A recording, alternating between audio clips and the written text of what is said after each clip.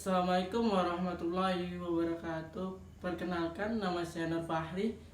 Saya kelas 3A AKM, jurusan akuntansi, prodi D4 akuntansi manajerial. Beradanya saya di sini, saya akan menjelaskan tentang kecurangan atau fraud. Ya, di sini ada 7 topik. Yang pertama tentang pengertian kecurangan, unsur kecurangan, penyebab terjadinya kecurangan, siapa yang melakukan kecurangan, bentuk-bentuk kecurangan, tanda-tanda kecurangan, dan pencegahan kecurangan. Oke, kita masuk pengertian kecurangan. Nah, kecurangan itu perlu dibedakan dengan kesalahan.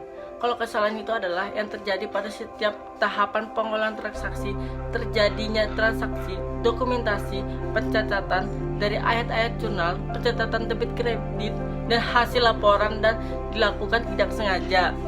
Sedangkan kecurangan itu adalah suatu perbuatan menggelapkan atau memanipulasi data yang bertentangan dengan kebenaran yang dibuat dengan sengaja dengan tujuan untuk memperoleh sesuatu yang bukan merupakan hak pelaku. Kembali ke unsur-unsur kecurangan. Unsur-unsur kecurangan itu ada 7. Yang pertama, harus terdapat penyajian yang keliru. Maksudnya, yang dapat berupa suatu laporan atau data atau informasi ataupun bukti transaksi. Yang kedua adalah dari suatu masa lampau atau sekarang, karena perhitungan kerugian yang diderita korban umumnya dihubungkan dengan perbuatan yang sudah dan sedang terjadi. Yang ketiga, faktanya material, artinya mesti didukung oleh bukti objektif dan sesuai dengan hukum. Yang keempat, dilakukan secara sengaja atau tanpa perhitungan. Biasanya kesengajaan itu dilakukan terhadap suatu data atau informasi atau laporan atau bukti transaksi. Yang kelima, dengan maksud untuk menyebabkan suatu pihak bereaksi atau terpengaruh atau salah atau tertipu dalam membaca dan memahami data. Yang keenam, pihak yang terluka harus bereaksi terhadap kekeliruan penyajian.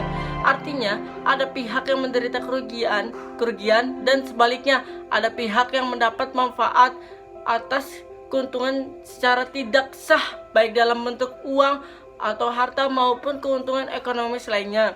Yang ketujuh adalah mengakibatkan kerugian. Oke, kita kembali ke penyebab terjadinya kecurangan. Penyebab terjadinya kecurangan ini saya rangkum ada 7. Yang pertama, melihat adanya sasaran yang menarik. Misalnya, seorang karyawan bagian departemen keuangan dan dia selaku memegang tas kecil dengan nominal ratusan juta.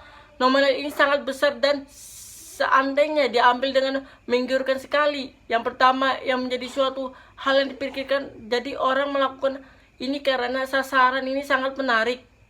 Entah itu besar, mudah dia membutuhkannya atau dan lainnya sebagai sangat menarik bagi si pelaku. Yang kedua, peluang keberhasilan untuk melakukan kecurangan sangat tinggi.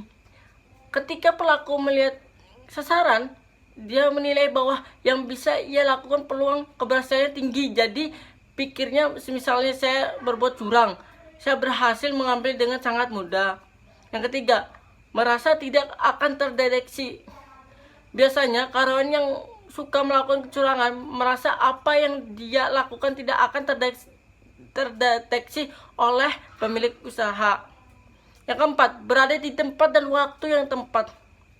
Nah, maksudnya ini, misalnya tadi dia memegang ratusan juta, waktunya tepat nih, lagi banyak kas dan saya lagi butuh. Kelihatannya bos tidak mengetahui karena tidak dikontrol ambil duit lah. Nah, ini menyebabkan pemerimaan yang terjadi di lapangan. Yang kelima, adanya motivasi dan kebutuhan. Tentu manusia memerlukan kebutuhan untuk memenuhi hidupnya. Jadi karena ada tekanan dari keluarga atau dari non teknik, jadi orang tersebut dia terpaksa melakukannya karena ia didesak oleh kebutuhannya.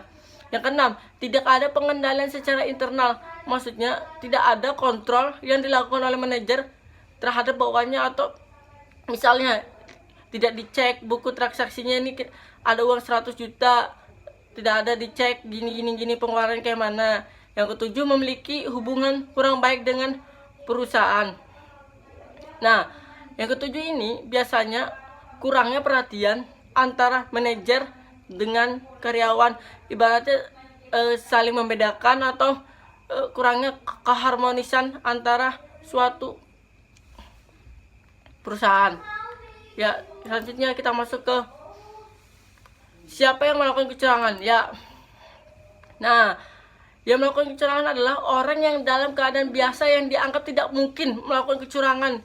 Nah, biasanya orang-orang baik itu belum tentu dia baik. Jadi kita harus perhatikan semuanya. Nah, yang kedua, dalam perusahaan makin tinggi posisi pelaku kecurangan, makin besar pula kerugian yang diakibatnya. Ya, pasti intinya gini, oh, aku ini pemimpin atau apa. Nah, sehingga dia memiliki kuasa atau hak untuk melakukan kecurangan. Nah, yang ketiga, berapa jenis orang yang telah melakukan kecurangan? Nah, yaitu presiden, direktur, wakil presiden, direktur, penjabat bagian pinjaman, kasir, akuntan, analisis sistem, dan operator komputer. Rata-rata yang ketiga ini adalah mereka yang memiliki peranan penting dalam suatu perusahaan. Oke, kita kembali ke bentuk-bentuk kecurangan. Ya, bentuk-bentuk kecurangan itu ada dua, yaitu kecurangan yang merugikan perusahaan dan kecurangan yang menguntungkan perusahaan.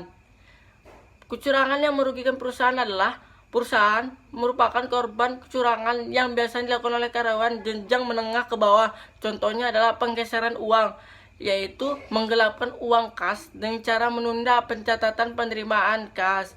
Seperti ada si A ini bayar 500 ribu rupiah, sedangkan si B bayar juga 500 rupiah, sehingga pihak kasir atau pihak pencatatan hanya mencatat yang B saja, yang A tidak dicatat.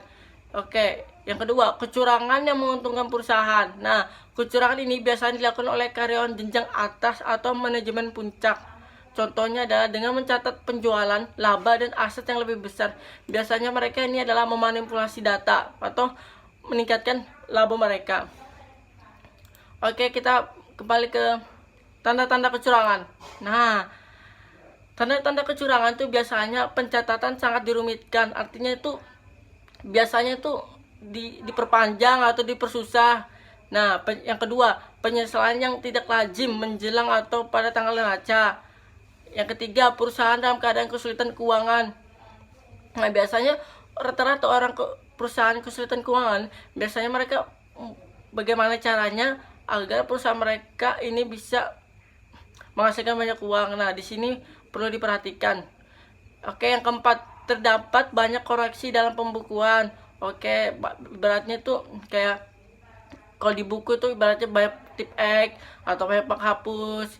Oke, yang kelima, pembatasan yang diberikan bagi auditor oleh karyawan. Nah, biasanya ini auditor ini ingin melakukan pengecekan, tetapi karyawan ini membatasi si pihak auditor untuk melakukan analisis. Ya, selanjutnya penyampaian SPT yang tidak didasarkan pada angka audit. Oke, selanjutnya seorang menangani hampir semua transaksi yang penting. Misalnya ini pihak A ini tidak mau rolling atau memindahkan tugasnya ke si pihak B, otomatis pihak A ini untuk menutupi semua kesalahannya, ibaratnya dia melakukan agar tidak ketahuan si A ini melakukan kesalahan, sehingga dia sendiri yang mengerjakan tugas semuanya. Oke, kembali. Ya, pencegahan kecurangan. Nah, pencegahan kecurangan itu saya rangkum, yaitu memberikan insentif yang memadai, karena rata-rata karyawan yang sejahtera adalah karyawan yang biasanya insentifnya tuh di atas UMR atau di atas kebutuhan mereka. Nah, yang kedua, penyederhanaan struktur organisasi.